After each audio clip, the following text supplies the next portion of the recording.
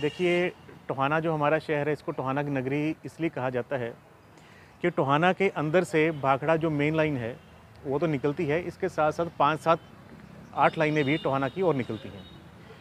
टोहाना में हमारे एक सिविल इंजीनियर हुए थे, डॉक्टर कंवर सेन गुप्ता जी, राय बहादुर कंवर सेन गुप्ता, जिनका जन्म टोहाना में हुआ। मूलतः टोहाना से थे, 1899 में उनका यहाँ पे जन्म हुआ।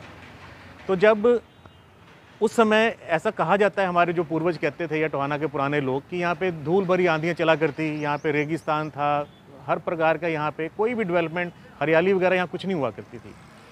तो कंवर सेन गुप्ता जी जो अपने समय के इस देश के आज़ादी से पहले की बात कर रहा हूँ, एक प्रसिद्ध और विख्यात सिविल इंजीनियर थे, जिन्हें सिंचाई सिविल इंजीनियरिंग का डायनामाइट भी कहा जाता था। तो अंग्रेज़ों के समय में भी, आज़ादी से पहले भी, जितने भी इस देश की सिंचाई भी अपना परियोजनाएँ होती थी, वो कंवर सेन गुप्ता जी को उनकी सलाह से, उन्हीं के सहयोग से ही पूरी करवाई जाती थी। 1945-46 के अंदर ऐसा पढ़ा मैंने, भाखड़ा मेन लाइन की जो परियोजना जो यहाँ से निकलनी थी, उसके बारे में एक प्रस्ताव पारित हुआ कि 45-46 में परियोजना जब पहली बार जिसकी चर्चा हुई, तो उनको कंवर सेन गुप्ता जी को ये लगा कि इसके अंदर मेरा जो मूल क्षेत्र है टोहाना या डिस्ट्रिक्ट हिसार जो उस वक्त हुआ करते भी, इसमें उस परियोजना में वो शामिल नहीं है। उनको बड़ा रोष हुआ इस बात का। तो उन्होंने कहा कि ये मैं परियोजना अपने हाथों में तब लूँगा, क्योंकि तब भी ये सब लोग ये चाहते थे कि ये बड़ी परियोजना है भाखड़ा डैम की, और इसको अपना कंवर सेन गुप्ता जी इस चीज़ को संभालें।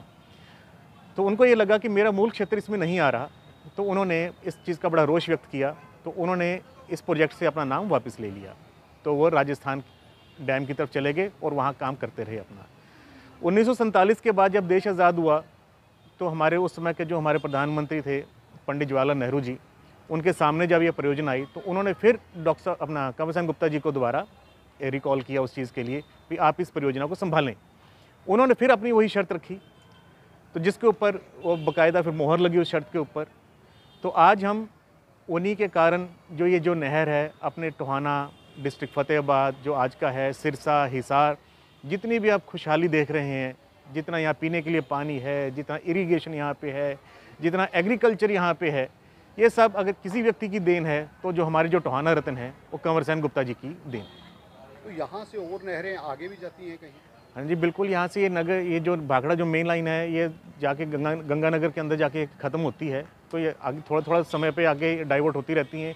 अच्छा, एक चीज़ और, वो टोहाना के अंदर डैम अपना भाखड़ा का जो हेड था, बलियाला हेड जिसे हम कहते हैं, वो खुद यहाँ बनाना चाहते थे। ये भी उनकी शर्त थी, जिसके कारण जो भाखड़ा लाइन मेन यहाँ पे आई, तो उससे यहाँ से 5 लाइनें आगे और चली गई। ऐसे ही मेन लाइन आगे जाके और डाइवर्ट हो जाती है, तो गंगानगर तक जाती है। और पूरी जो सिंचाई है, यहाँ की जो खेती है, सब कुछ उन्हीं की देन है ये। तो इसके अलावा क्या खूबियाँ हैं? जैसे टोहाना की नहरों की नगरी तो कहा ही जाता है। हाँ जी, हाँ जी। तो क्या लगता है कि कंवर सेन गुप्ता का अहम योगदान रहा है इसमें? देखिए, सारा योगदान ही उनका है, क्योंकि कहते हैं ना कि हमारा जो देश है कृषि प्रधान देश रहा है। अगर उस नाते भी मैं कहूँ कि इस शहर के अंदर अगर श्वास दिए हैं, तो उन्होंने दिए हैं।